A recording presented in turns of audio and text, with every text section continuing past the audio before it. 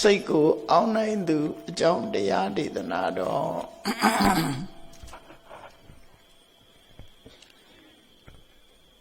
စိတ်ကိုအောင်းနိုင်သူလို့ပြောဆိုရမယ့်ပုဂ္ဂိုလ်ဟာမြတ်စွာဘုရားပဲဖြစ်တယ်ပေါ့ဘဂဝါဆိုတဲ့ခုံတော်ထဲမှာဣတရိယဆိုတဲ့ခုနတော့ကမန္တကကြီးရွတ်တဲ့ထဲမှာကြားလိုက်မယ်အဲ့ဒီမှာဣတရိယဘုံတော်ဆိုတာစိတ်ကိုပိုင်နိုင်တယ်ကိုယ်စိတ်ကိုနိုင်တာပေါ့လူတွေကကိုယ်စိတ်ကိုမနိုင်ကြဘူးလို့ဒီလိုအဓိပ္ပာယ်ရတယ်ကိုယ်စိတ်ကိုနိုင်လို့ရှိရင်ယဟန္တာဖြစ်တယ်ဘုရားယဟန္တာဖြစ်သွားအဲ့ဒီတည်းမှာစိတ်ကိုအနိုင်ဆုံးအောင်နိုင်မှုရဆုံးပုဂ္ဂိုလ်ကတော့မြတ်စွာဘုရားပဲဖြစ်တယ်ဒါကြောင့်မို့မြတ်စွာဘုရားကိုဘဂဝါဘုံတော်6ပါးလို့ဣတရိယဓမ္မယတသေရိကမပယတ္တလို့ဆိုတဲ့ဘုံ6ပါးထဲမှာအစိုးရတယ်ဆိုတာဘာကိုအစိုးရတာတုံးဆိုကိုယ်စိတ်ကိုအစိုးရလောကလူတွေကသူများကိုအုပ်ချုပ်ဖို့သူများကိုအစိုးရဖို့ဆိုတာတွေကတော့ကြိုးစားနေကြတာသူများကိုအစိုးရဖို့ကြိုးစားကြတယ်တကယ်တော့အစိုးမရတာကိုယ်စိတ်ကိုအစိုးမရကိုယ်စိတ်ကိုအစိုးမရလို့စိတ်ဖြစ်တဲ့နောက်လိုက်ပြီးတော့ပြောဆိုမှုတွေပြုလုပ်မှုတွေလုပ်တဲ့အခါမှာထိုပြောဆိုမှုပြုလုပ်မှုကမမှန်ကန်တဲ့စိတ်ရဲ့ဥဆောင်မှုနောက်ဖြစ်ပေါ်သွားပြီဆိုရင်ဆိုးကျိုးတွေကိုရရှိခံစားကြရတာဖြစ်တယ်ပေါ့ဒါမို့မြတ်စွာဘုရားရဲ့အဆုံးအမစိတ်ကိုအဓိကပဓာနာထားပြီးတော့ဆုံးမတာပဲဖြစ်တယ်ဘုရားဘာသာဝင်သူတော်စင်အနေနဲ့တခုတည်းသောကျင့်စဉ်ကိုပြောပါဆိုရင်ကိုယ်စိတ်ကိုထိမ့်သိမ်းခြင်းပဲဘုရားဘာသာရဲ့ကျင့်စဉ်ဟာဘာလို့ဆိုရင်ကိုယ်စိတ်ကိုထိမ့်သိမ်းဆောက်ရှောက်နိုင်ခြင်းဟာဘုရားဘာသာရဲ့အကျင့်ပဲဒါကြောင့်မို့မြတ်စွာဘုရားကယန္တဘာကိုဆိုဆုံးမတဲ့အခါမှာယန္တဘာဟာသိက္ခာပုဒ်တွေလိုက်နာမယ်ကိုကျင့်တရားတွေများလွန်းတယ်ဒါတွေကိုသူကုံထိန်နိုင်မှာမဟုတ်ဘူးဆိုတော့မြတ်စွာဘုရားကအဲ့ဒါတွေအတွက်စိတ်မပူနဲ့ကိုယ်စိတ်လေးကိုထိမ့်သိမ့်နိုင်ရင်လားစိတ်တစ်လုံးပဲထိမ့်သိမ့်ကျန်တာတွေသာထားစိတ်ကိုနိုင်လို့ရှိရင်အလုံးကိုနိုင်သွားမယ်ဆိုစိတ်ကိုထိမ့်လိုက်တာနဲ့ကျန်တဲ့ဟာတွေကအကုန်လုံးထိမ့်သိမ့်ပြီးသားဖြစ်သွားတယ်အဲ့တော့စိတ်ကိုမထိမ့်နိုင်ဘူးဆိုလို့ရှိရင်တော့ကျန်တာတွေလည်းမထိမ့်ဘူးပဲဖြစ်သွားတယ်နော်စိတ်ဆိုတာကမိမိတဏ္ဍာမှာဖြစ်တာမိမိကိုယ်တိုင်သာလင်သိတယ်ကျန်တဲ့ပုဂ္ဂိုလ်တွေသိနိုင်စွာမရှိသေးဘူးထို့သောထိုစိတ်ကြောင့်ဖြစ်ပေါ်လာတဲ့ပြောဆိုလိုက်တဲ့စကားသံအမှုအရာပြုလုပ်လိုက်တဲ့အလုပ်ကိုချိပြီးတော့မှသူ့ရဲ့စိတ်ကိုခံမှန်းပြီးတော့ပြောဆိုကြတာဖြစ်တယ်ယဉ်ကျေးတဲ့စိတ်ကထွက်ပေါ်လာတဲ့အပြောဆိုဟာယဉ်ကျေးတဲ့စကားတွေဖြစ်တယ်ရိုင်းဆိုင်တဲ့စိတ်ကဖြစ်ပေါ်လာတဲ့စကားလုံးတွေဟာရိုင်းဆိုင်တယ်ယဉ်ကျေးတဲ့စိတ်နဲ့ပြုလုပ်တဲ့အလုပ်တွေဟာယဉ်ကျေးတဲ့ပြုလုပ်မှုတွေလုပ်တာဖြစ်တယ်ရိုင်းဆိုင်တဲ့စိတ်နဲ့ပြုလုပ်လို့ရှိရင်လည်းပဲကျန်တဲ့ရဲ့စတဲ့အလုပ်မျိုးတွေကိုလုပ်ချတာပဲဖြစ်တယ်အဲ့တော့လောကမှာလူယဉ်ကျေးမှုလို့ပြောတဲ့အရာတွေဟာစိတ်ကဥဆောင်နေတယ်လို့ပြောရမှာဖြစ်တယ်သို့သောစိတ်မှာလည်းပဲဒီရိုးဖြောင်းတဲ့စိတ်လားဟန်ဆောင်တဲ့စိတ်လားလို့တခါထပ်ခွဲမဲ့ဆိုလို့ရှိရင်ယဉ်ကျေးတဲ့အသင်္တရံရှိတော့လဲရိုးဖြောင်းတဲ့စိတ်နဲ့ယဉ်ကျေးတာလားသို့မဟုတ်ကောက်ကျစ်တဲ့စိတ်နဲ့ရှုပ်ဝက်တဲ့စိတ်နဲ့ယဉ်ကျေးတာလားဆိုတာဒါလည်းခွဲခြားသိကြရမှာဖြစ်တယ်ပေါ့အချို့ပုဂ္ဂိုလ်များကြတော့စိတ်ဓာတ်ကရိုင်းဆိုင်နေတော့လည်းပဲပြောဆိုပုံပန်းတဏ္ဍာဟာလှည့်စားထားပြီးတော့ယဉ်ကျေးအောင်ဆောင်ပြီးတော့နေတာလည်းရှိတယ်ဒါကြောင့်မို့မြတ်စွာဘုရားလက်ထက်တုန်းက စင်တွေကိုဆုံးမတဲ့ကန္တရကဆိုတဲ့ဆရာကြီးကမြတ်စွာဘုရားကိုလျှောက်ဖူးတယ်ဂုံရှင်နေညတံဗန္တိယတိတံမနုဿာအရှင်ဘုရားတဲ့လူတွေရဲ့စိတ်နှလုံးဟာအလွန်ရှုပ်ဝက်တယ်စိတ်ထဲရှိတာတစ်မျိုးပြောတာကတစ်မျိုးလုပ်တာကတစ်မျိုးစိတ်ထဲရှိတာကိုဖုံးဖိထားတတ်တယ်လူတွေကဖုံးဖိထားသည့်အတွက်ကြောင့်အပြင်မှာထွက်လာတဲ့ပြောဆိုတဲ့စကားလုံးတွေပြုလုပ်တဲ့အလုပ်တွေဟာဟန်ဆောင်ပန်းဆောင်အလုပ်တွေကိုဖြစ်လာတယ်တိရစ္ဆာန်တွေကြတော့အဲ့လိုမဟုတ်ဘူးတဲ့စိတ်ထဲရှိတာအပြင်ထွက်လာတာပဲဖြစ်တယ်လူတွေကြတော့စိတ်ထဲရှိတဲ့အတိုင်းအပြင်မထွက်ဘူးဘာတွေတုန်းဘာကြောင့်လို့ဆိုလူတွေကဟန်ဆောင်ကောင်းတယ်ပေါ့ဟန်ဆောင်တတ်တဲ့အလေအထားရှိတယ်ဆိုအဲ့တော့လူတွေဟာကောက်ကျစ်တယ်လို့အဓိပ္ပာယ်ပြောတာဥဒ္ဒနကိညေတံဗန္တိယတိတံပတောတရိစ္ဆာန်တွေကတော့အလွန်ရိုးစင်းတယ်ဖြောင့်စင်းတယ်သူတို့စိတ်ထဲရှိတဲ့အတိုင်းပဲအပြင်ဘက်မှာထွက်လာတယ်စိတ်ထဲမှာရှိတဲ့အတိုင်းသူတို့အတန်ထုတ်တယ်စိတ်ထဲမှာရှိတဲ့အတိုင်းပြုမှုသွားလာတယ်ရှုပ်ဝဲထားတာသူတို့မှမရှိဘူးလို့အဲ့လိုကန္တရကဆိုတဲ့စင်တတ်တဲ့ဆရာကမြတ်စွာဘုရားကိုလျှောက်တော့မြတ်စွာဘုရားကဟုတ်တယ်မှန်တယ်လို့ဆိုပြီးသူစကားကိုထောက်ခံချက်ပေးထားတာအဲ့လိုပဲ950ဇတ်တွေမှာလည်းပဲဒီအဓိပ္ပာယ်မျိုးတွေပါတဲ့စကားတွေရှိတယ်သူဝိဇာနံသင်္ကလနံတကုဏနိသဝတိတံမနုဿဝတိတံရာသဒုဗ္ဗိဇာနတရံတရောဆိုတဲ့စကားလုံးလေးသူဝိဇာနံသင်္ကလနံဆိုတောခွေးအိမ်ခွေးဆိုတဲ့ခွေးတွေရဲ့အတန်ဟာသူတို့စိတ်ရင်းအတိုင်းထွက်တာဖြစ်တယ်သိတာတယ်သူတို့ကိုအကဲခတ်လို့လွယ်တယ်ပေါ့တကုဏနိသဝတိတံငှက်တန်တွေကလည်းပဲယူဖြောင်းနေသူတို့ရင်ထဲမှာရှိတဲ့အတိုင်းအပြင်မှာအတန်ထွက်လာတာဖြစ်တယ်မနုဿဝတိတံလူတွေရဲ့အတန်တွေကြတော့တဲ့ဒုဗ္ဗိဇာနတရံခွေးတန်ငှက်တန်တွေနဲ့မတူဘူးတဲ့လူတွေကရင်ထဲမှာရှိတဲ့တစ်မျိုးပြမဲထွက်လာတာတစ်မျိုးလို့သူတို့ဆိုတဲ့ပုံစံအဲ့တော့လူသားတော်ဝါတွေဟာပို့ပြီးတော့ကောက်ကျစ်စင်လဲတယ်ဆိုတဲ့အဓိပ္ပာယ်မျိုးကိုလည်းပဲဖော်ဆောင်ထားတာရှိတော့ဒါတတိထားစရာအချက်ပေါ့နော်အဲ့ဒါစိတ်ဓာတ်နဲ့ပတ်သက်တာတွေပေါ့အကုန်လုံးစိတ်နဲ့ပတ်သက်တာမြတ်စွာဘုရားကစိတ်ကိုအဓိကထားပြီးတော့ယဟန်နေတတိတာဝကတွေကိုဆွဆုံးမတာဖြစ်တယ်အဲ့ဒီမှာစိတ်တေတံကိလေထေဒုက္ကတိပฏิကင်္ခာလူရဲ့စိတ်ထဲမှာတဲ့မကောင်းတဲ့စိတ်နေသဘောထားတွေလွှမ်းမိုးနေပြီဆိုလို့ရှိရင်အဲ့ဒီပုဂ္ဂိုလ်ရဲ့ပြုလုပ်မှုအခြေအနေရရှိလာမဲ့အကျိုးဆက်အခြေအနေဟာအကောင်းကိုမျှော်လင့်လို့မရဘူးအဆိုးကိုပဲမျှော်လင့်လို့ရမယ်ဆိုလိုတာကစိတ်ညစ်နွမ်းနေပြီဆိုလို့ရှိရင်ကောင်းကျိုးချမ်းသာရဖို့မျှော်လင့်စရာမရှိဘူးစိတ်ညစ်နွမ်းနေပြီဆိုရင်အဆိုးကိုပဲမျှော်လင့်ရမှာဖြစ်တယ်စိတ်တေဝိသုဒ္ဓေသူဂတိပฏิကင်္ခာသူဂတိဆိုတဲ့အခြေအနေကောင်းတယ်စိတ်ရိုးဖြောင်းနေပြီဆိုရင်ဒီပုဂ္ဂိုလ်ရဲ့အပြောစကားဒီပုဂ္ဂိုလ်ရဲ့လုပ်ရဟာလည်းပဲအကောင်းမဲ့မျှော်လင့်ရမှာဖြစ်တယ်ကောင်းတဲ့လုပ်သည့်အတွက်ကြောင့်သူ့ရဲ့ဘဝနောင်ရေးဟာလည်းပဲအကောင်းကိုပဲမျှော်လင့်လို့ရမယ်တို့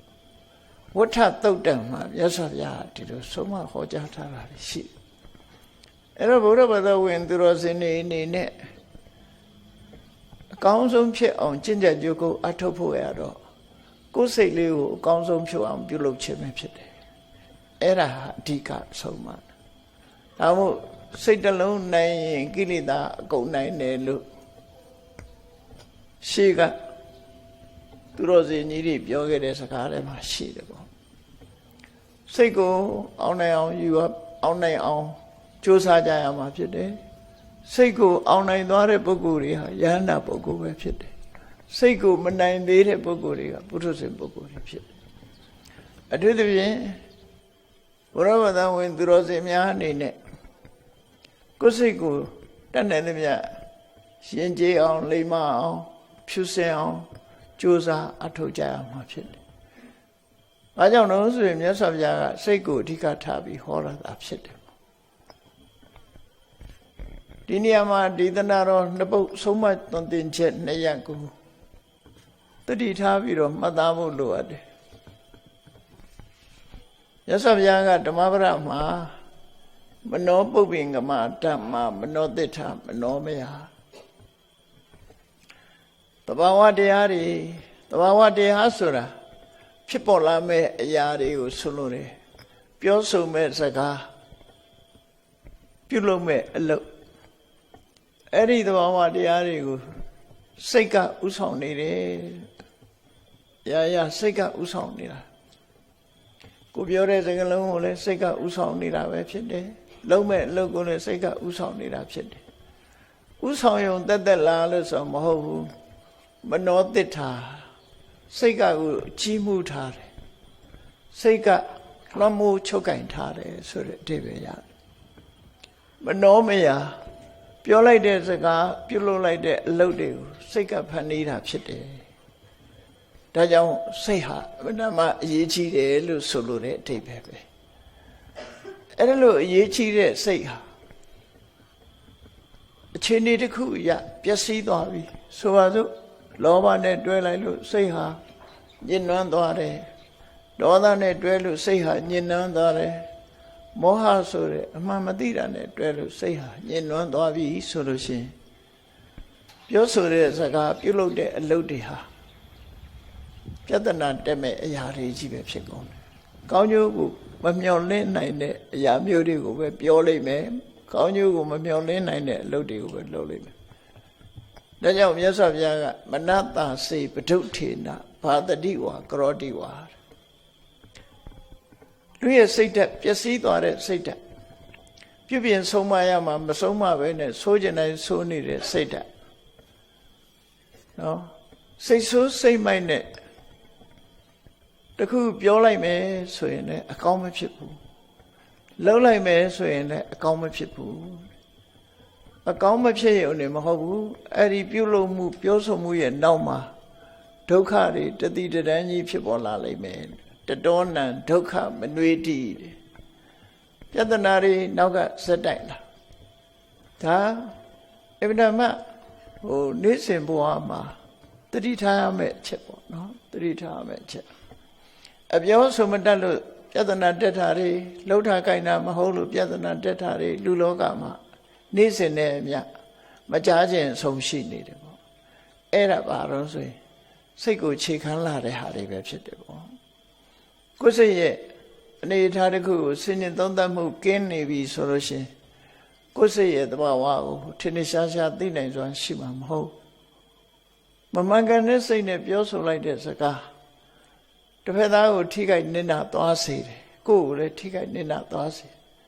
မမှန်မကန်တဲ့စိတ်ဓာတ်နဲ့တစ်စုံတစ်ခုလုံးလိုက်ရင်တစ်ဖက်သားကိုထိခိုက်သွားစေတယ်ကိုယ်ကိုလည်းထိခိုက်သွားအကျိုးမဲ့ဆွေးနွေးမှုတွေဖြစ်ပေါ်စေပြီးပြဿနာတွေနောက်ကတတိကြီးပါလာတတ်တယ်ဆင်ငယ်ဒါဟာစိတ်ကိုမထိန်လို့ဖြစ်တာလို့မြတ်စွာဘုရားဒီလိုဟောတာစက္ကံဝဝဟတောပဒံလှဲမှာကတ်ထားတဲ့နွားကြီးသွားသမျှနောက်ကလှဲပင်းကြီးကလိမ့်လိုက်နေသလိုပဲအဲ့ဒီစိတ်ကိုမထိန်နိုင်တဲ့ပုဂ္ဂိုလ်စိတ်ဆိုးစိတ်မိုက်နဲ့ပြောလိုက်တဲ့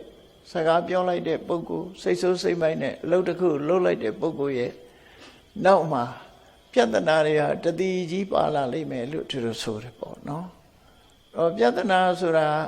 ဖြေရှင်းရမယ့်အချက်တွေဖြေရှင်းရရုံကဒုက္ခတွေဒီတတိကြီးလိုက်ပါတယ်ဒီဘဝရင်ဒုက္ခမဟုတ်ဘူးနောက်ဘဝထီအောင်ဒုက္ခတွေဟာအကျိုးပေးပြီးတော့လိုက်နေမှာဖြစ်တယ်။ဒါကြောင့်မြတ်စွာဘုရားရဲ့အဆုံးအမစိတ်ကိုအဓိကထားတယ်။ဒါအပြင်ကောင်းတဲ့ဘက်ကိုရောကြည့်လိုက်ရင်လည်းစိတ်ကဥဆောင်တာနောက်ဒေသနာတော်ကြဘလို့ဟောတော့ဆိုမနတ္တာစေပနံပတန်နေနတခါတည်းရလူရဲ့စိတ်ဟာစိတ်ကောင်းနှလုံးကောင်းဆိုတာဖြစ်လာတယ် တစ်ဖက်သားပေါ်မှာငဲ့ညတဲ့စိတ်မေတ္တာထားတဲ့စိတ်အကျိုးစီးပွားကိုလိုလားတဲ့စိတ်ဆိုတဲ့ဖြူစင်တဲ့စိတ်ဓာတ်လေးတွေတခါတရံတစ်ဖက်သားကိုကူညီခြင်းတဲ့စိတ်တွေအဲ့ဒီလိုစိတ်ကောင်းနှလုံးကောင်းလေးတွေဝင်လာပြီဆိုလို့ရှိရင်အဲ့ဒီစိတ်ကောင်းနှလုံးကောင်းနဲ့ပြောလိုက်တဲ့စကားလှုပ်လိုက်တဲ့အလုပ်ချတော့ထို့သောပြုလုပ်မှုကြောင့်ပြောဆိုမှုကြောင့်နောက်ကတတိကြီးစိတ်ချမ်းမြေ့ဖွယ်ရာတွေပဲဖြစ်ပေါ်လာတယ်ကိုလှုပ်လိုက်တဲ့အလုပ်လေးတစ်ခုကြောင့်စိတ်ချမ်းမြေ့ဖွယ်ရာဖြစ်လာဥပမာတစ်ခုပဲစိတ်ကောင်းနှလုံးကောင်းလေးရှိလို့ကုသိုလ်ကောင်းမှုလေးလှုပ်လိုက်တယ်လူတစ်ယောက်ကိုကူညီလိုက်တယ်ကူညီလိုက်လို့ဟိုတစ်ဖက်သားကကျေးဇူးတွေတင်ပြီးအချင်းချင်းမေတ္တာသက်ဝင်ပြီးတော့နောက်ဆုံးမှာဒီစိတ်ချမ်းသာဝေရတွေကဆင်ငယ်ဖြစ်လာကုသိုလ်ကောင်းမှုပြုလိုက်တယ်စိတ်ကောင်းနှလုံးကောင်းလေးဝင်လို့မြတ်စွာဘုရားကိုရှိခိုးလိုက်တယ်ပန်းရည်ချမ်းစီပြီးပန်းတို့ဖြင့်ပူဇော်လိုက်တယ်ဆိုတဲ့အခါဒီကုသိုလ်ရဲ့အစွမ်းနဲ့တန်တရားထဲမှာကောင်းသူဂတိဘုံတွေရောက်သွားကြတယ်ဆိုတာလည်းရှိတယ်အဲ့တော့စိတ်ကောင်းနေတဲ့အချိန်လေးမှာပြောလိုက်တာပဲဖြစ်ဖြစ်လှုပ်လိုက်တာပဲဖြစ်ဖြစ်သူ့ရဲ့အကျိုးဆက်ဟာစိတ်ချမ်းမြေ့ဖွယ်ရာပျော်ရွှင်ချမ်းမွေ့ဖွယ်ရာဘဝတစ်ခုရရှိစေနိုင်တာဖြစ်လို့သာယာဝအနုပါယိနိကိုယ်နဲ့အတူပါနေတဲ့အရေးဆိုတာဒီနေရာမှာလူရိပ်လို့ဖွင့်မိမယ်လူရိပ်ကတော့ကိုယ့်အတွက်ဘာမှအသုံးဝင်တာမဟုတ်ဘူးအမြဲပါတယ်ဆိုတဲ့အဓိပ္ပာယ်လောက်ပဲဖြစ်တယ်ချမ်းသာဒုက္ခကိုပေးတဲ့အရေးဆိုတာဟာကိုယ်နဲ့အမြဲပါတယ်ဆိုရင်ထီးရိပ်ပေါ့နော်ထီးဆောင်သွားမယ်ဆိုလို့ရှိရင်နေပူရင်လည်းဖွင့်ဆောင်လိုက်တော့ဟောအရေးလေးမိုးရရင်လည်းထီးလေးဖွင့်ပြီးတော့ကာကွယ်လို့ရတယ်အစစရရကိုယ်နဲ့အတူတကွပါလာတဲ့အရေးလေးဟာကိုယ်ကိုချမ်းသာစေတယ်လို့သူဆိုလို့ကိုလုပ်တဲ့အလုပ်တွေကကိုယ့်ကိုအရေးပမာ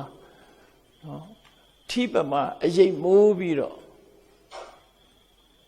ကောင်းကျိုးတွေကိုဖြစ်ပေါ်စေပြီးတော့အကာအကွယ်အဆောင်ရှောက်ပေးလာတယ်လို့သူတို့ဆိုတာဘုန်းကြီးတို့တွေယခုဘဝလူလာဖြစ်တယ်ဆိုတာ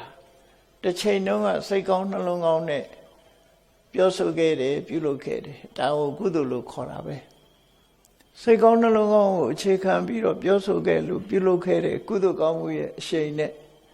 ဒီဘဝမှာလူချမ်းသာဆိုတာခံစားနေကြတတ်တာလည်းအများကြီးတရိစ္ဆာန်နေနဲ့နှိုင်းစားကြည့်လိုက်မယ်ဆိုရင်လူချမ်းသာဟာချမ်းသာနေတာအဲ့လိုချမ်းသာဒုက္ခရပြီးတော့အစင်တပြေကိုလိုချင်တာလုပ်လို့ရတယ်ကိုစားချင်တာစားလို့ရတယ်ကိုသွားချင်တာသွားလို့ရတယ်တရိစ္ဆာန်နေကြတော့အဲ့ဒီအခွင့်အရေးတွေလည်းအကုန်ဆုံးချမ်းသာဆိုတာအမှန်တမ်းနေပါတယ်ကိုမြင့်မြင့်အောင်မှရှိတဲ့တရိစ္ဆာန်လေးတွေမကြည့်နဲ့တော်ရိုင်းတရိစ္ဆာန်ရဲ့ဘဝကိုကြည့်လိုက်မယ်ဆိုရင်အမြဲတမ်း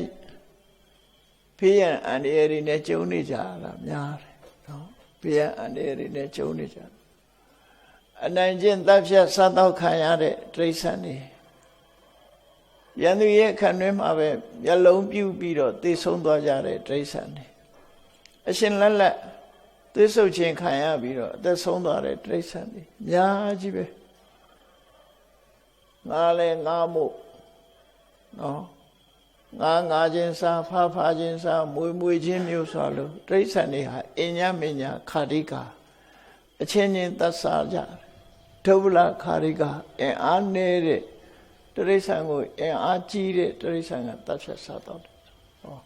အဲ့ဒီအခြေအနေမျိုးတွေကလူတွေမှာလွတ်နေတယ်ပေါ့နော်။ညာအဖြစ်လူတွေမှာအကာအကွယ်ဆောင်းလျှောက်တည်ရှိသေးတယ်။သူတို့မှာတော့ကာကွယ်ဆောင်းလျှောက်တတ်မရှိဘူး။ဒါကကိုမြင်ရတဲ့တိရစ္ဆာန်ဘဝတွေရှိဒီတဲ့ဆိုးတာကိုကြည့်လိုက်မယ်ဆိုရင်ငရဲပဲငရဲကြည့်လိုက်မယ်ဆိုလို့ရှိရင်တော့အကာအကွယ်လုံးဝကင်းမဲ့ဆင်းရဲဒုက္ခတွေဒလဇခံနေရလို့တတ်တာတဲ့ချမ်းသာဒုက္ခဆိုတာတစ်စက်မှမရှိလို့နိရယနိဆိုတာမရှိဘူးအယဆိုတာချမ်းသာဒုက္ခချမ်းသာဒုက္ခလုံးဝကင်းစင်တဲ့ဘုံဌာနမျိုးကိုငရဲလို့ခေါ်တာပဲအဲ့ဒီငရဲမှာဆိုရင်တော့ဒီပြမပြောနဲ့ တခါတည်းသွားကြိုက်တယ်ဆိုလို့ရှိရင်ဒလစကြိုက်တာခံနေရတာနော်ဘလောက်ဆင်းရဲတော့သွားကြိုက်တာလေးတို့နားကြိုက်တာတို့ပဲဘလောက်ဆင်းငရဲကြတော့ဒီပူပြင်းထန်တယ်နော်ဒလစဆင်းရဲဒုက္ခတွေနဲ့ကြုံတွေ့နေရတာဖြစ်တယ်အဲ့ဒီဒုက္ခတွေသက်သာတဲ့လူဘုံလူဘဝရောက်ခဲ့တယ်ဆိုတာစိတ်ကောင်းနှလုံးကောင်းလေးရှိတဲ့အချိန်မှာကုသိုလ်ကောင်းမှုလုပ်ခဲ့လို့အဲ့ဒီကုသိုလ်ကောင်းမှုရဲ့အကျိုးဆက်ကိုရရှိတာလို့အဲ့တော့ငရဲဘုံရောက်သွားတဲ့ပုဂ္ဂိုလ်တွေကလည်းပဲစိတ်ကဥဆောင်တာပဲလူဘုံလူဘဝရောက်လာတဲ့ပုဂ္ဂိုလ်တွေကိုလည်းစိတ်ကဥဆောင်တာအဲ့တော့ကိုယ့်ရင်ထဲမှာဖြစ်တဲ့စိတ်ကိုနိုင်အောင်မထိန်းနိုင်ဘူးလှပအောင်မပြုပြင်နိုင်ဘူးယဉ်ကျေးအောင်မဆုံးမနိုင်ဘူးဆိုရင်ကိုယ့်ဘဝအနေထားဘယ်လိုရှိမလဲလောကလူတွေဟာတစ်ဖက်သားကိုဆုံးမဖို့လွယ်သလောက်ကိုယ်စိတ်ကိုဆုံးမဖို့ကြတော့ခက်တယ်အဲ့ဒါကိုစကားတစ်လုံးနဲ့ပြောတဲ့အခါအတ္တဟိခိရတုတ္တမောကိုဆိုတာဆုံးမခဲ့ရကိုဆုံးမတယ်ဆိုတော့ဘယ်သူဆုံးမတာကိုယ်စိတ်ကိုပြောတာကိုယ်စိတ်ကိုဆုံးမဖို့အလုံးကိုခဲနေလို့သူပြောတယ်သူများကိုဆုံးမတာလွယ်တယ်ကိုယ်စိတ်ကိုဆုံးမဖို့အမှန်တမ်းခက်တယ်ဒါကြောင့်စိတ်ကိုအောင်နိုင်သူဖြစ်ဖို့ရအတွက်ဘုရားဝတ္တသူတော်စင်တို့ရဲ့ကျင့်စဉ်ဟာစိတ်ကိုဗဟိုပြုပြီးတော့စိတ်ယဉ်ကျေးအောင်ပြုလုပ်ခြင်းပဲဖြစ်တယ်အဲ့တော့ကမ္မထာထုတ်တယ်ဆိုတဲ့အနှစ်သာရကိုကြည့်မယ်ဆိုရင်မြတ်စွာဘုရားဟောထားတဲ့တည်းမဲ့သာဂရိယနုယောဂတဲ့တကယ်ကမ္မထာထုတ်တယ်ဆိုတာဘာလဲတတိနဲ့ပညာနဲ့ကိုယ်စိတ်ထဲမှာမကြာခဏဖြစ်ပေါ်လို့ရှိနေတဲ့လောဘဆိုတဲ့အညစ်အကြေးမကျေနပ်တဲ့ဒေါသဆိုတဲ့အညစ်အကြေးစိတ်ကိုစူးစီးလို့မရအောင်လွင်ပြန်နေတဲ့ဥဒိစ္စနှလုံးမသားမယာဖြစ်တဲ့ကုတ်ကုတ်ဆစိတ်ပူတယ်ဆိုတဲ့နောင်တပူပန်တယ်ဆိုတဲ့ကုတ်ကုတ်ဆကောင်းတဲ့အလုပ်ပေါ်မှာစိတ်အားတက်ကြွမှုမရှိဘူးစိတ်တွန့်ဆုတ်တယ်ဆိုတဲ့ထိနာမိတ်ကောင်းတဲ့အလုပ်ပေါ်မှာတန်တရားဝင်ပြီးရှေ့မတိုးနိုင်တဲ့ဝိသိကိစ္စဆိုတဲ့ဒီစိတ်ရဲ့အညစ်အကြေးတွေကိုတတိနဲ့ဉာဏ်နဲ့အနိကကြည့်ရှုပြီးတော့ကိုယ်တဏ္ဍာမှာမဖြစ်အောင်ထိမ့်သိမ်းဆောက်ရှောက်နေတာကိုတရားအထုတ်တယ်လို့ခေါ်တယ်တရားအထုတ်တယ်ဆိုတဲ့သဘာဝကိုသိဖို့လိုတယ်ပေါ့ဒါမှမဟုတ်စာပေမှာဘယ်လိုဆိုတော့ဆိုဒီဝတ္တံစင်္ကမေနနိသစ္စာယအာဝရဏီယေဟိဓမ္မေဟိစိတ်တံပရိသောတိတိဒီလိုဆိုတာနေ့အခါမှာတဲ့ထိုင်လိုက်စဉ္ညာလျှောက်လိုက်ကိုယ်ရင်တဲ့နှလုံးထဲမှာကုသိုလ်တရားကိုဆုပ်ပိတ်တတ်တဲ့အငြိကြေးတွေကရှင်းထုတ်နေတာအဲ့ဒါတရားအထုတ်တာပဲနော်အဲ့ဒါတရားအထုတ်တယ်ဆိုတာကိုယ်ရင်တဲ့နှလုံးထဲမှာလောဘဝင်လာရင်ရှင်းထုတ်လိုက်ဒေါသဝင်လာရင်ရှင်းထုတ်လိုက်တခြားကိလေသာတွေဝင်လာလို့ရှိရင်ရှင်းထုတ်လိုက်အဲ့တော့ဒီနေရာမှာစိတ်ရဲ့အညစ်အကြေးကဘာတွေလဲဆိုတာသိဖို့လိုတယ်ပေါ့တရားထုတ်ပြီးဆိုရင်စိတ်ရဲ့အညစ်အကြေးတွေကိုဘာရှင်းရမလဲအဝတ်အစားတန်ရှင်းမှုရအတွက်ကြတော့လူတွေကကိုယ်အဝတ်မှာဘာတွေပေးနေတယ်ဆိုတာသိချတာအဲ့ဒါလို့သိတယ်လို့ကိုယ်စိတ်မှာဘာတွေပေးနေတယ်ဘာတွေကညှဉ်းနှွမ်းနေတယ်ဆိုတာသိဖို့စိတ်တ ानु ပတနာcontemplations of consciousness ကိုယ်စိတ်လေးကို contemplate လုပ်ရမယ်လို့ဆိုလို့ contemplate လုပ်တယ်ဆိုတာစိတ်ကိုအနိကစောင့်ကြည့်ကြည့်တာကိုယ်စိတ်ထဲမှာဘာတွေအဖြစ်များလဲဖြစ်နေတဲ့စိတ်ဟာလောဘကဥဆောင်ပြီးဖြစ်နေတာလားဒေါသတွေဥဆောင်ပြီးတော့ဖြစ်နေတာလားမောဟတွေနဲ့ဥဆောင်ပြီးတော့ဖြစ်နေတာလားမာနတွေကဥဆောင်နေတာလားမနာလိုစိတ်တွေဝင်နေတာလားဝန်တိုစိတ်တွေဝင်နေတာလားဆိုတဲ့ကိုယ်စိတ်ရဲ့အခြေအနေကိုစဉ်ဆက်မပြတ်ဆင်ញင်သုံးသပ်ရမှာဖြစ်တယ်အဲ့ဒါကိုစိတ်တ ानु ပတနာလို့ခေါ်တယ်စိတ်တ ानु ပတနာဆိုတာကိုယ်စိတ်ကိုစောင့်ကြည့်ခြင်းပဲဖြစ်တယ်စောင့်ကြည့်ရင်ဖြစ်လာတဲ့အနေအထားတွေကိုမဖြစ်မကောင်းတဲ့အညစ်အကြေးဆိုရင်ထိမ့်သိမ်းဆောက်ရှောက်ကောင်းတာဆိုလို့ရှိရင်တော့တိုးပွားအောင်ကြိုးစားအထောက်ဆိုပါစို့နှစ်သက်စရာအာယုန်နဲ့တွေ့လို့ လူချင်းစိတ်တွေလောဘတွေလွှမ်းမိုးလာတယ်ဆိုရင်ဒါလောဘဟာစိတ်ရဲ့အညစ်အကြေးပဲအဲ့ဒီလောဘကိုဘာနဲ့ဖယ်ရှားရမလဲလို့ဆိုအလောဘလို့ခေါ်တဲ့စွန့်လွတ်နိုင်တာနဲ့ဖယ်ရှားပြရမယ်သူအလောဘဖြစ်လိုက်လို့ရှိရင်ရာယူသိမ့်ပိုက်ခြင်းနဲ့စိတ်ဟာပျောက်သွားပြီးတော့စွန့်လွတ်နိုင်တဲ့သဘောတရားတွေပေါ်လာတယ်ဒါအလောဘအဲ့ဒီအလောဘနဲ့လောဘကိုရှင်းထုတ်ရနောက်တစ်ခါကိုယ်စိတ်ဟာမကြည်မနှက်ဖြစ်နေတဲ့ဒေါသအလိုမကျဖြစ်နေတဲ့ဒေါသတွေလွှမ်းမိုးနေပြီဆိုလို့ရှိရင်အဲ့ဒီတစုံတစ်ခုကြောင့်အလိုမကျဖြစ်နေတာဥမာမဲ့တစ်ဖက်သားကိုကြည့်ပြီးတော့အလိုမကျဖြစ်တာလားအာယုန်နဲ့ပတ်သက်ပြီးအလိုမကျဖြစ်တာလားအာယုန်နဲ့ပတ်သက်လာပြီးအလိုမကျဖြစ်ပြီးပုဂ္ဂိုလ်မဟုတ်ဘူးဆိုလို့ရှိရင်တော့လေဆင်ခြင်တုံတရားနဲ့ရှင်းထုတ်ပြရပုဂ္ဂိုလ်နဲ့ပတ်သက်လာပြီးအလိုမကျဖြစ်လာပြီးဆိုလို့ရှိရင်ကတော့အဲ့ဒီပုဂ္ဂိုလ်ရဲ့အဲ့ဒီပုဂ္ဂိုလ်ပေါ်မှာမေတ္တာပွားနိုင်အောင်ကြိုးစားရမှာဖြစ်တယ်လူတွေဟာတယောက်တည်းနေကြတာမဟုတ်တော့အာယုန်တွေနဲ့လည်းပေါင်းစပ်မိတယ်လူတွေနဲ့လည်းပေါင်းစပ်မိတယ်သက်ရှိသတ္တဝါတွေနဲ့လည်းပေါင်းစပ်မိတယ်သင်္ခါရတွေနဲ့လည်းပေါင်းစပ်မိတယ်ဆိုပါတော့ဖြစ်ပေါ်လာတဲ့အာယုန်တွေဟာကိုကြိုက်ချင်မှကြိုက်တယ်စဉ်းစားကြည့်လေနေပူရင်နေကိုလည်းဒေါသဖြစ်တယ်လေတိုက်ရင်လည်းလေကိုလည်းဒေါသဖြစ်တယ်လူကိုယ်တင်ဒေါသဖြစ်တာမဟုတ်ကိုမကြိုက်တဲ့စကားပြောတဲ့လူကိုမကြိုက်တဲ့အလုပ်ကိုလုပ်တဲ့လူကိုနဲ့မတည့်တဲ့လူပြောဆိုစင်မပြေတဲ့ပုံကိုယ်တွေတွေ့ရင်လည်းဒေါသဖြစ်တယ်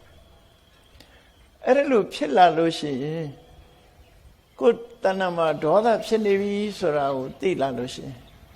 လူပုဂ္ဂိုလ်ဖြစ်လို့ရှိရင်မေတ္တာပွားနိုင်အောင်ကြိုးစားပြီးတော့ရင်ထဲကဒေါသကိုဖယ်ရှားမှာဖြစ်တယ်အဲ့တော့မေတ္တာပွားတယ်ဆိုတာကိုယ့်ရင်ထဲကဒေါသကိုဖယ်ရှားဖို့ကြိုးစားခြင်းပဲဖြစ်တယ်မေတ္တာဘာဝိတ္တဘာဒေါသတပဟာနာယ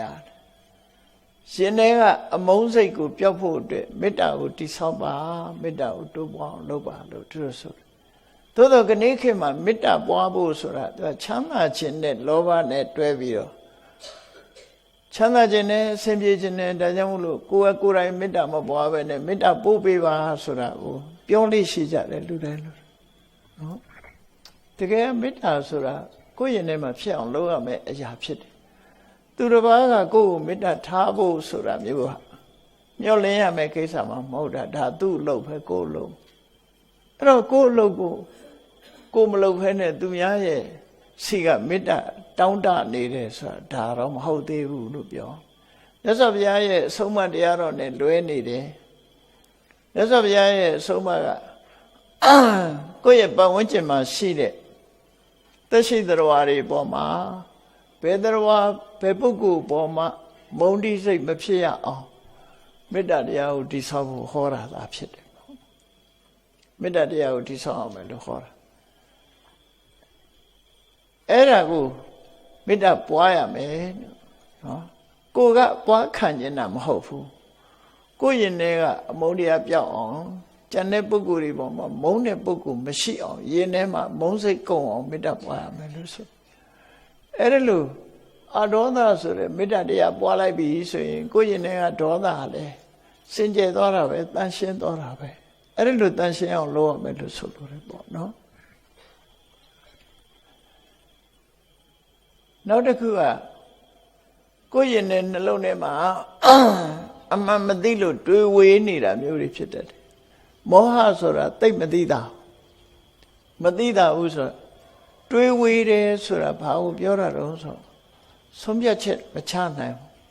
အလုပ်တစ်ခုလုပ်တဲ့သလားမလုပ်တဲ့ဘူးလားမဆုံးဖြတ်နိုင်ဘူးပြောတဲ့သလားမပြောတဲ့ဘူးလားစဉ်းစားခေါင်းကုတ်ချင်တိုင်းကုတ်အဖြေမထွက်ဘူးအဲ့ဒါကိုတွေးဝေးနေတယ်လို့ခေါ်တယ်တွေးဝေးတဲ့နေရာမှာပဲရပ်နေသလားလို့ဆိုမဟုတ်ဘူးလုံးတင်တာနဲ့မလုံးတင်တာမသိဘူးမသိတဲ့အခါကျတော့မှားရွံ့တဲ့ဆုံးဖြတ်ချက်တစ်ခုအဝင်လာတယ်မလုံးတင်တာကိုလုံးတင်တယ်လို့ထင်လာတယ်လုံးတင်တာကျတော့မလုံးတင်ဘူးထင်တယ်အဲ့ဒါမောဟရဲ့တတ္တိပဲ အလွဲမှားတွေကိုလှုပ်လိုက်တယ်လှုပ်လိုက်သည့်အတွက်ကြောင့်လှုပ်လိုက်တဲ့အချိန်တုန်းကမသိဘူးအကျိုးပေါ်ထွက်လာတော့ပြဿနာတက်လာပြီဆိုတော့မှအဲ့ဒါမောဟသမားဟာဘယ်အရာပဲဖြစ်ဖြစ်ပြောလိုက်တဲ့စကားလည်းပဲကိုယ်ယုတ်ကာယဖြစ်တယ်စကားတစ်ခွန်းပြောရင်ပြဿနာတက်လာပြီနော်ဒီကနေ့ခေတ်မှာဆိုပိုသိကြအောင်မှာပေါ့နော်ပြောလိုက်တဲ့စကားနောက်မှာပြဿနာတွေကလိုက်တာလှုပ်လိုက်တဲ့အလုပ်တစ်ခုပေါ်မှာလည်းအမှားအယွင်းနေနဲ့ဖြစ်လာပြီအဲ့ဒါမောဟကြီးနေတာလို့ခေါ်တယ်နော်မောဟတွေလွှမ်းမိုးနေလို့ဒီလိုဖြစ်တာအဲ့ဒီလွှမ်းမိုးနေတဲ့မောဟတွေကိုကိုယ့်ရင်နဲ့နှလုံးထဲမှာရှင်းတော့အောင်ဘာနဲ့လုပ်ရမလဲဆိုရင်ပညာနဲ့ထည့်ရမှာဖြစ်တယ်ပေါ့မြတ်စွာဘုရားကအဖြေရောတခါတည်းဟောထားတာပညာဘာဝိတ္တဗမောဟတဘာဟာနာယမောဟတတွေ့ဝေတဲ့မောဟလှုပ်တဲ့နာနဲ့မလှုပ်တဲ့နာပြောတဲ့နာနဲ့မပြောတဲ့နာခွဲခြားမသိနိုင်လို့မယွင်ပြုလို့စေတတ်တဲ့မောဟဆိုတဲ့တရားကိုဘာဟာနာယရင်ထဲနှလုံးထဲကဖယ်ရှားပြစ်ဖို့ရာအတွက်ပညာခွဲခွဲပြားပြားသိတတ်တဲ့အသိပညာကိုဘာဝိတ္တဗဖြစ်စီတိုးပွားအောင်လုပ်ရမည်ဖြစ်စီရမယ်တိုးပွားစေရမယ်လို့သူတို့ဟောတယ်အဲ့တော့မောဟကိုဖယ်ရှားဖို့ကြတော့လေ့လာရမယ်လိုက်စားရမယ်ပညာကိုဆင်ញင်ရမယ်သုံးသပ်ရမယ်မောဟဟာနဲနိုင်တယ်ဗျနဲလာတယ်အဲ့ကြောင့်ဒါလှုပ်တဲ့နဲ့ဒါမလှုပ်တဲ့ဘူးဒါပြောတဲ့နဲ့ဒါမပြောတဲ့ဘူးဆိုတာကိုယ်နဲ့ကိုယ်ပတ်ဝန်းကျင်ကိုမျက်ခြေမပြတ်လေးလာသုံးသပ်ဆင်ခြင်ပြီးတော့အသိဉာဏ်တွေရလာပြီဆိုရင်မောဟတဖြည်းဖြည်းလျော့ပါလာတရားဓမ္မနဲ့ပတ်သက်လာလို့ရှိရင်အမှန်တရားကုသိုလ်နဲ့အကုသိုလ်ခွဲခြားသိလာတယ်သိလိုက်ရင်ကုသိုလ်ကကောင်းကျိုးချမ်းသာကိုပေးတယ်အကုသိုလ်ကမကောင်းကျိုးဆင်းရဲဒုက္ခကိုပေးတယ်ဆိုတာကွဲကွဲပြားပြားသိလာတယ်ပညာဖြစ်လာလို့ရှိရင်ဘာလို့ရမှာလဲဘာမလို့ရဘူးလဲဆိုတာရှင်းရှင်းကြီးသိသွားတယ်နော်ကိုယ့်ဘဝမှာဒီသူများပြောလို့ယုံရတာမဟုတ်ဘူးသူများပြောလို့ယုံရတာမဟုတ်ပဲလေကိုယ့်ဘဝကိုသိရှိအောင်ကြိုးစားအထောက်ကြရတာအဲ့ဒါလိုကြိုးစားအထောက်တဲ့ပညာကိုကိုယ်တဏ္ဍမှာရှင်းချက်လာအောင်လုပ်အောင်အဲ့လိုမဟုတ်ဘူးဆိုရင်သူများပြောတာကိုလိုက်လုပ်နေမယ်သူများပြောတာကိုပဲယုံနေဆိုတာဒါပညာမဟုတ်တော့ဘူး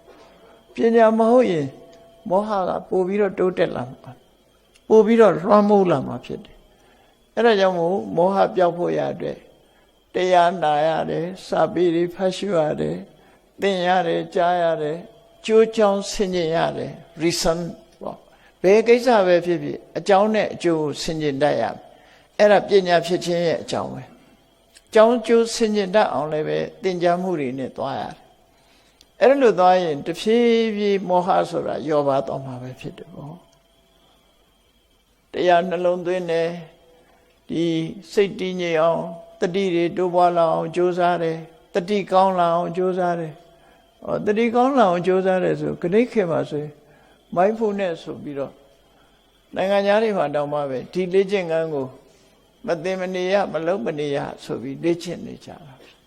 အဲ့ဒါကောင်းကျိုးချမ်းသာကိုရတယ်ဆိုတာကိုလက်တွေ့အားဖြင့်သိရှိလာကြလို့လုပ်ကြတာဖြစ်တယ်။ဘာကြောင့်အဲ့လိုလုပ်တာတော့ဆိုတာ mindfulness ဆိုတဲ့ဟာတတိကိုပြောတာ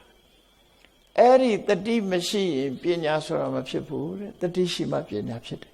။စာပေကျမ်းကမှာဘယ်လိုဆိုတော့ဆိုရင်နာဟိတတိဝိရိဒပညာနာမအဋ္ဌိတဲ့။လောကမှာတဲ့တတိကင်းတဲ့ပညာဆိုတာမရှိဘူးတဲ့။တတိရှိမှပညာဆိုတာဖြစ်တယ်ဒါမို့ကိုအမြဲတမ်းတတိထားနေခြင်းဟာအသိပညာတိုးတက်ခြင်းအကြောင်းတရားထုတ်တယ်ဆိုတာလေကိုတတိထားနေခြင်းသာဖြစ်တယ်ခုနကကိုယ်စိတ်ထဲမှာစိတ်တ ानु ပဒနာလို့ဆိုတဲ့ထဲမှာနော်ငါစိတ်ဟာလောဘတွေနဲ့အဖြစ်များသလားဒေါသတွေနဲ့အတွဲများနေသလားမောဟတွေနဲ့အတွဲများသလားအဲ့တော့လောဘဒေါသဆိုတာကိုယ်ရင်ထဲမှာအမြဲဖြစ်နေတာမဟုတ်တော့မကြလာတွဲတာဆိုတာထင်ရှားတယ်ပေါ့ကိုယ်အဝတ်မှာဖြူစင်အောင်ဖွတ်ထားတဲ့အဝတ်ကလေးဟာအမြဲတမ်းနွမ်းနေတာမဟုတ်ဘူးနွမ်းနေတဲ့အညစ်အကြေးဟာပြင်ဘက်ကလာတာဖြစ်တယ်ပေါ့ထို့တူပဲစိတ်ထဲဟာလည်းပဲလောဘအမြဲဖြစ်နေတာမဟုတ်သည့်အတွက်ကြောင့်လောဘဟာအကြောင်းတိုက်ဆိုင်မှာပေါ်လာတာဖြစ်လို့ဒါအညစ်အကြေးတစ်ခုလို့မှတ်ရမှာဖြစ်တယ် ဒေါသဆိုတာလေအာယုန်တစ်ခုနဲ့ပတ်သက်လာပြီးတော့အသင်တင်နှလုံးမသွင်းတတ်လို့ဒေါသဖြစ်เสียအာယုန်နဲ့တွေးတဲ့အခါမှာဒေါသဖြစ်လာဒါလည်းစိတ်ရဲ့အညစ်အကြေးလို့ခေါ်တာမောဟဆိုတာဆင်ញင်သုံးသပ်ရမယ့်အချိန်မှာဆင်ញင်သုံးသပ်နိုင်စွာမရှိဘူးဆုံးဖြတ်နိုင်စွာမရှိဘူးဆိုတဲ့အခါမှာမောဟဆိုတာဝင်လာတာဖြစ်တယ်အဲ့တော့မောဟဆိုတာလေအပြင်ကလာတဲ့ရောက်လာတဲ့အရာသားလည်းဖြစ်တယ်လူရဲ့ခန္ဓာကိုယ်မှာရောက်လာတဲ့အညစ်အကြေးတွေဟာပြင်ပကနေပြီးကိုယ်ကိုရောက်လာတာဒါဖြစ်တယ်ထို့တူပဲစိတ်ရဲ့အညစ်အကြေးတွေဟာလည်းပဲယမယံခပေါ်လာတာတွေဖြစ်လို့အဲ့ဒါတွေကိုရှင်းပြတာကမ္မထာတရားအထုတ်ခြင်းပဲဒီလိုဆိုတာပေါ့နော်အဲ့တော့ကမ္မထာအထုတ်ခြင်းရဲ့အဓိပ္ပာယ်ကအဲ့ဒါမရှင်းမဲ့နဲ့ဒါတွေကိုပြန်ပြီးတော့လက်ရခေါ်နေတဲ့အကျင့်မျိုးတွေကလည်းရှိသေးတယ်လက်ရခေါ်ပြီးတော့ငါဘယ်နှစ်နာရီထိုင်နိုင်တယ်ငါလိုလူရှိသေးလားဆိုတာအဲ့ဒါမကောင်းတဲ့စိတ်တွေကိုပြန်ပြီးတော့ခေါ်သွင်းနေတာ ਨੇ တူတူပဲအဲ့ဒါကိုယ့်ရဲ့နှလုံးထဲမှာအဲ့တော့ကိုယ့်ကိုမာမနာတွေဖြစ်တယ်အဲ့ဒါလို့ဖြစ်လာလို့ရှိရင်ဒါတရားမဟုတ်တော့တရားရဲ့ဆန့်ကျင်မဲ့အတ္တမတွေဝင်နေတာပဲဒီလိုပဲဖြစ်မှာအဲ့ဒါကြောင့်မို့တကယ်သူတော်စင်သူတော်မြတ်မှာစိတ်ရဲ့အညစ်အကြေးတွေဆိုတာကိုရှုဆိုတာသိရအခုပြောခဲ့တဲ့လောဘဆိုတာစိတ်ရဲ့အညစ်အကြေးဒေါသဆိုတာစိတ်ရဲ့အညစ်အကြေးမောဟဆိုတာစိတ်ရဲ့အညစ်အကြေးအဲ့ဒီရဲ့စိတ်ရဲ့အညစ်အကြေးတွေကိုဖယ်ရှားနိုင်အောင်ကြိုးစားအထောက်အောင်အဲ့ဒီလိုစိတ်ရဲ့အညစ်အကြေးတွေကိုလုံးဝဖယ်ရှားလိုက်နိုင်ပြီဆိုလို့ရှိရင်ကိုယ်စိတ်လေးဟာဖြူစင်တန်ရှင်းနေတဲ့စိတ်ကလေးဖြစ်သွားတယ်အညစ်အကြေးဆိုတာအမြဲတမ်းဆွဲမှာမဟုတ်ဘူးအမြဲတမ်းဆွဲနေတာမဟုတ်ဘူးသို့တော့အချိန်များစွာပုထုဇဉ်နေမှာတော့အညစ်အကြေးကဆွဲမြတ်တာဆွဲတာပို့ပြီးတော့များလာတော့အလေးအကျင့်ကြီးလို့ဖြစ်လာအဲ့တော့မြတ်စွာဘုရားရဲ့အဆုံးအမကိုရတဲ့အခါမှာကိုယ်ရင်နဲ့နှလုံးထဲမှာဆွဲနေတဲ့လောဘအညစ်အကြေးကိုအလောဘနဲ့ဖယ်ရှားရမယ်ဆွဲနေတဲ့ဒေါသအညစ်အကြေးကိုမေတ္တာဆိုတဲ့အရောဓနဲ့ဖယ်ရှားရမယ်ဆွဲနေတဲ့မောဟဆိုတဲ့အညစ်အကြေးကိုအမောဟဆိုတာနဲ့ဖယ်ရှားတာအဲ့ဒါကိုဇာဂရိယနုယောဂနိုးကြာကြိုးစားခြင်းဆိုတဲ့အဓိပ္ပာယ်ရတယ်ပေါ့အဲ့ဒါကိုပဲကမ္မထာအထုတ်ခြင်းလို့သူတို့ပြောတာအဲ့တော့ကမ္မထာအထုတ်တာရဲ့အနှစ်သာရကကိုယ်စိတ်လေးကိုဒီတိုင်းပြစ်မထားပဲနဲ့တတိနဲ့ပညာနဲ့ထိန်းချုပ်ပြီးစိတ်ထဲမှာဆွဲကပ်နေတဲ့အညစ်အကြေးတွေကိုဆေးကြောတန့်စင်မှုပြုလုပ်ခြင်းပဲဖြစ်တယ်နော်ဆေးကြောတန့်စင်တာဆေးကြောတန့်စင်တဲ့အလုပ်ကိုလုပ်တာပဲဖြစ်တယ်အဲ့လိုဆေးကြောတန့်စင်တဲ့အလုပ်ကိုလုပ်လိုက်လို့စိတ်လေးကလုံးဝဖြူစင်သွားပြီအညစ်အကြေးတွေဟာထပ်ပြီးတော့မကတ်တော့ဘူးဆိုရင်ဒါစိတ်ကိုအောင်နိုင်သူဖြစ်သွားပြီအဲ့ဒီကြရင်စိတ်ဟာကိုယ့်ရဲ့ဆန္ဒအတိုင်းကိုထားတဲ့နေရာနေတယ်ဥပမာမဲ့လူတွေရဲ့မျက်မျက်နှိုးနှိုးရှာဖွေစုဆောင်းနေကြတဲ့ရွှေဆိုတဲ့တတ္တုတစ်ခုကြည့်အဲ့ဒီရွှေဆိုတဲ့တတ္တုမှာမလိုလားတဲ့တခြားရောပါနေတဲ့တတ္တုတွေကိုတတ်ဆင်မှုရွှေကိုနားလဲတဲ့ပရိန်ဆရာတွေကရွှေထဲမှာပါတဲ့အညစ်အကြေးတွေကိုမိဘူးပေးလိုက်အေးပေးလိုက်နဲ့တတ်ဆင်ပြီးတော့ပေးကြတယ်နောက်ဆုံးမှရွှေစင်ဆိုတာဖြစ်သွားတယ်အညစ်အကြေးတွေကိုထုတ်လိုက်တော့မှရွှေဟာတန့်ရှင်းစင်ကြယ်သွားပြီးတော့ရွှေစင်ရွှေနှစ်ကိုရတယ်ပေါ့အဲ့ဒီလိုရွှေအနှစ်ဖြစ်ပြီးဆိုတဲ့အခါမှာလူတွေရဲ့မျက်မျက်နှိုးနှိုးပန်းစင်ကြတဲ့ဒီယရဏပစ္စည်းဖြစ်ပြောင်းလဲပြီးတော့ဝတ်ဆင်ကြတာဖြစ်သွားတယ်ပေါ့အဲ့ဒါလိုပဲလူရဲ့စိတ်ဟာအငြိကြေးတွေရောနေမယ်ဆိုရင်ကျွတ်ဆက်နေထားတဲ့နေရာမနေဘူးစိတ်လောဘဟာစဉ်းစားကြည့်လောကလူတွေဟာဂုဏ်သိက္ခာကြတာလောဘကြောင့်ကြတာဒေါသကြောင့်ဂုဏ်သိက္ခာတွေကြတယ်မောဟကြောင့်ဂုဏ်သိက္ခာတွေကြတယ်လောဘကြီးပြီဆိုရင်လူကြီးလူကောင်းတယောက်ဟာလောဘကိုမထိန်နိုင်ဘူးဆိုရင်ဂုဏ်သိက္ခာကြသွားကနေ့ခေတ်မှာတော့အဂတိလိုက်စားမှုနဲ့အေးအေးယူခံရတယ်ဒါသွားပြီပေါ့အဲ့ဒါလို့အေးအေးယူခံရသည်ဖြစ်စေအေးအေးယူမခံရသည်ဖြစ်စေလူကြီးလူကောင်းဖြစ်ပြီးတော့လောဘကိုမထိန်သိမ်းနိုင်လို့မတော်လောဘနဲ့ သူများပစ္စည်းသို့မဟုတ်နိုင်ငံပစ္စည်းကိုသုံးဆွဲမိပြီဆိုလို့ရှိရင်သိက္ခာကျသွားပြီလေဂုဏ်သိက္ခာမရှိတော့ဘူးနော်ဂုဏ်သိက္ခာမရှိတော့ဒါထင်ရှားတာအဲ့ဒီလိုဂုဏ်သိက္ခာတွေကျဆင်းသွားအဲ့တော့ဂုဏ်သိက္ခာကိုကျဆင်းစေတာဘာတူလဲလို့မေးလိုက်ပြီဆိုရင်လောဘပဲအလောဘကဂုဏ်သိက္ခာကိုကျဆင်းစေတယ်ဆိုတာရှိမရှိဘူးလူတွေတန်းနေဆိုတာဂုဏ်သိက္ခာတက်တယ်ရရောတယ် generosity ဒီပုဂ္ဂိုလ်အဖြစ်မတမရရောတယ်ကုညီတယ်ပေးကမ်းတတ်တယ်ဆိုတာဂုဏ်သိက္ခာပဲဂုဏ်သိက္ခာတက်လာအဲ့ဒီစိတ်ရဲ့အညစ်အကြေးမှန်သမျှဟာဂုဏ်သိက္ခာကိုကြာဆင်းစေတယ်အေးဒေါသဖြစ်လာလို့မထိမ့်သိမ့်ဘူးဒေါသအလျောက်စကားတွေမမယွင်းနေပြောမိတယ်ဒေါသကိုမထိန်နိုင်လို့အလုပ်တစ်ခုလုံးမိတယ်ဆိုရင်အရှက်တကွဲအကျိုးနဲ့ဒီကိစ္စမျိုးတွေဖြစ်လာတယ်။နောက်ဆုံးကျတော့အရှက်တကွဲအကျိုးနဲ့တယ်မကဘူးဒီရာဇဝမှုကျွလွန်တဲ့အနေအထားတစ်ခုထိအောင်ရောက်သွားပြီးတော့လူဟာဆင်းရဲဒုက္ခမျိုးစုံနဲ့ကြုံကြဒါလူလောကမှာမကြားခြင်းအဆုံးပဲ။အဲ့ဒါဒေါသဆိုတဲ့အညစ်အကြေးဟာရှင်ထဲမှာဝင်ရောက်လာသည့်အတွက်ကြောင့်စိတ်ဓာတ်ကမကောင်းတာတွေကိုဖန်တီးပြစ်လိုက်တာပဲဖြစ်တယ်ပေါ့ဒေါသဟာလည်းလူရဲ့ဂုဏ်သိက္ခာကိုကျဆင်းစေတယ်ပေါ့မောဟရှိလာပြီဆိုလို့ရှိရင်လည်းမပြောသင့်တာတွေပြောမိသွားတယ်မလုပ်သင့်တာတွေလုပ်မိသွားတယ်လူကြားထဲမှာရှက်ဖွယ်အရာတွေဖြစ်လာတယ်ခဏခေတ်ဆိုရင်ပိုဆိုးတယ်ပေါ့နော်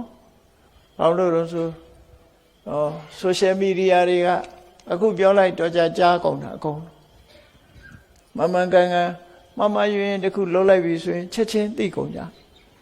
အဲ့ဒါလို့သိခါကြွယ်ရတွေဟာလင်းလင်းမြန်မြန်ဒီလောဘဒေါသမောဟဆိုတာတွေကတွန်းပို့နိုင်တာတွေဖြစ်တယ်ပေါ့ဒါကြောင့်မို့လောဘဒေါသမောဟဆိုတဲ့စိတ်ရဲ့အညစ်အကြေးတွေကောင်းကျိုးမပေးဘူးလူရဲ့ဂုဏ်သိက္ခာတွေကိုစုံစုံမြုပ်သွားစေတယ်သိက္ခာကျစေတယ်ဆိုတာကိုလေအမှန်တမ်းထင်ရှားတယ်ပေါ့အေးလောကမှာလူတော်လူကောင်းလို့ပြောရတဲ့ပုဂ္ဂိုလ်တွေဟာဒီတစ်ဖက်သားကိုကူညီတယ်ရရောတယ်တစ်ဖက်သားပေါ်မှာမေတ္တာထားတယ်အကျဉ်းစိတ်တွေရှိတယ်အသိပညာတတ်ပညာနဲ့တစ်ဖက်သားကိုကူညီဆောင်ရတယ်မှန်ကန်တဲ့လမ်းတွေကိုညွှန်ပြတယ်ဆိုဆုံးမတယ်သွန်သင်ပေးတယ်ဆိုတာတွေဟာလူလောကမှာဂုဏ်သိက္ခာကိုတက်လာစေတဲ့အရာတွေပဲဖြစ်တယ်ပေါ့အဲ့ဒါကြောင့်မို့ကုသိုလ်နဲ့အကုသိုလ်စိတ်ရဲ့အညစ်အကြေးတွေကိုဆိုင်ရာအစွမ်းထက်တဲ့ဖြည့်စည်းတွေနဲ့ဆေးကြောတန့်စင်ပေးရမှာဖြစ်တယ်အဲ့ဒါလို့ဆေးကြောတန့်စင်ပေးလို့အညစ်အကြေးကင်းစင်သွားတဲ့စိတ်ကသာလေရွှေစင်ရွှေနှစ်လို့တန်မိုးတွေဖြစ်လာတာဖြစ်တယ်တန်မိုးတွေတက်လာမှာဖြစ်တယ်အဲ့ဒါလို့တန်မိုးတက်လာတဲ့ပုဂ္ဂိုလ်တွေဟာတကယ်ကိုကိလေသာအညစ်အကြေးလုံးဝကင်းသွားပြီဆိုရင်တကယ်ယဟန္တာပုဂ္ဂိုလ်စိတ်ကိုအောင်နိုင်သူဆိုတာဖြစ်သွားတယ်စိတ်ကိုအစိုးရသွားပြီအဲ့ဒီစိတ်ကိုအစိုးရသွားတဲ့ပုဂ္ဂိုလ်တယောက်ဟာကိုယ်စိတ်ဟာကိုထားတဲ့အတိုင်းပဲနေသွားတယ်ကိုယ်စိတ်ထဲမှာမကောင်းတာတွေဝင်ပူးလို့လည်းမရတော့ဘူးစိတ်ဟာထာဝရစင်ကြယ်ဖြူစင်ပြီးတော့နေတယ်အဲ့တော့ထာဝရဖြူစင်နေတယ်ဆိုတဲ့ပုဂ္ဂိုလ်တယောက်ရဲ့အနေထားဟာ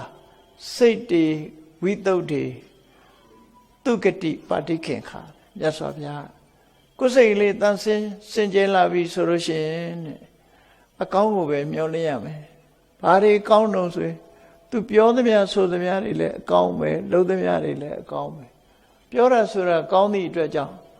နောင်ဘဝရှိသေးရင်လည်းနောင်ဘဝအတွက်ကောင်းပဲဆိုပါစို့ယဟန္တာဖြစ်သွားရင်ယဟန္တာပုဂ္ဂိုလ်ရဲ့နောင်ဘဝဆိုတာနိဗ္ဗာန်ပေါ့တမ္ပရာယိကလို့သုံးတယ်တစ်ခါတလေနိဗ္ဗာန်ကိုနော်ယဟန္တာပုဂ္ဂိုလ်ရဲ့နောင်ဘဝလို့သုံးမယ်ဆိုရင်လည်းသုံးလို့ရနိုင်တယ်လို့စာပေကျမ်းကမှာဒီတမ္ပရာယိကနိဗ္ဗာန်လို့ဒီလိုသုံးတာမျိုးတမ္ပရာယိကဆိုတဲ့သာဥပါတိတေတနိဗ္ဗာန်အနုပါတိတေတနိဗ္ဗာန်ကိုခွဲပြောတဲ့အခါမှာသာဥပါတိတေတနိဗ္ဗာန်ကဒိဋ္ဌဓမ္မိကနိဗ္ဗာန်မျက်မှောက်ဘဝမှာရတဲ့နိဗ္ဗာန်အနုပါတိတေတနိဗ္ဗာန်ဆိုတာတမ္ပရာယိကနိဗ္ဗာန်တမ္ပရာယိကနိဗ္ဗာန်ဆိုတာသေသည်ချမဲ့ဒီလိုဆိုလို့ရပေါ့နော်သေသည်ချမဲ့ဘဝ အဲ့တော့အလားလာခေါင်းတွေဟာစိတ်ဖြူစင်တဲ့ပုဂ္ဂိုလ်တွေအတွက်သာအလားလာခေါင်းဆိုတာရှိတယ်စိတ်မဖြူစင်ဘူးဆိုရင်အလားလာခေါင်းဆိုတာမရှိနိုင်ဘူးဆိုတာကိုမှတ်သားကြရမှာဖြစ်တယ်ဒါကြောင့်မို့ဘုန်းကြီးတို့တွေအရေးတကြီးဒီကိုယ့်ကိုပြုပြင်ထိန်းသိမ်းကြရမှာတော့ကိုယ်စိတ်လေးသာဖြစ်တယ်ကိုယ်စိတ်ကိုတတ်နိုင်သမျှနိုင်အောင်ထိန်းကျောင်းနိုင်လို့ရှိရင်သူတော်စင်သူတော်မြတ်ဖြစ်တယ်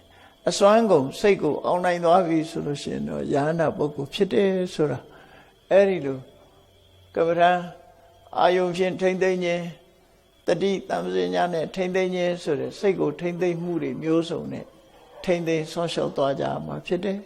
အဲ့လိုထိမ့်သိမ့်ဆောင်းလျှောက်သွားနိုင်မှသာလေတန်တရားထဲမှာကြုံတွေ့ရတဲ့ဆင်းရဲဒုက္ခတွေကလည်းလွတ်မြောက်မှာဖြစ်ပြီးတန်တရားဝကလွတ်မြောက်ပြီးသာဝရအငြိမ့်တတ်ဆိုတဲ့နိဗ္ဗာန်ကိုလည်းစိတ်ကိုထိမ့်သိမ့်နိုင်သူတွေသာလင်နိဗ္ဗာန်ဆိုတဲ့အငြိမ့်တတ်ကိုရရှိနိုင်တာဖြစ်သောကြောင့်ဘုန်းကြီးတို့တွေဟာမြတ်စွာဘုရားရဲ့အဆုံးအမတရားတော်အတိုင်းကိုယ်စိတ်ကိုကိုယ်ထိမ့်သိမ့်ဆော့ရှော့နိုင်အောင်ကြိုးစားအားထုတ်နိုင်ကြပါစေကုန်သတည်း